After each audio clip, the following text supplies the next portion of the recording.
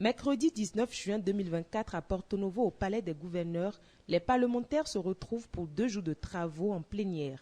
Au total, 16 projets de loi et décrets à examiner et à voter. Pour cette première journée, les députés se sont accentués sur le projet de loi relatif à la Commission béninoise des droits de l'homme. Le processus de désignation ou de renouvellement des membres de la Commission se fait par appel public à candidature et est assuré par un comité ad hoc de sélection. La procédure de sélection des membres de la Commission est établie par le comité ad hoc de sélection et publiée dans l'appel à candidature. Le comité de sélection ad hoc est composé de 3 membres comme suit.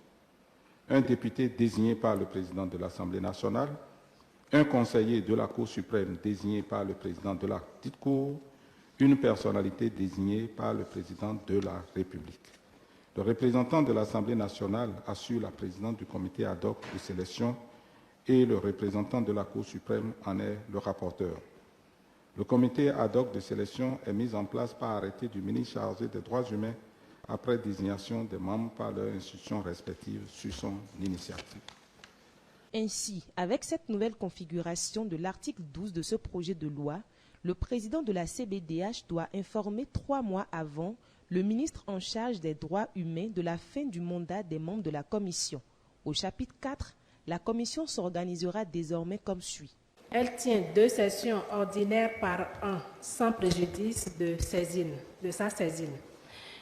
Elle peut également se réunir en session extraordinaire sur convocation de son président ou à la demande du tiers de ses membres.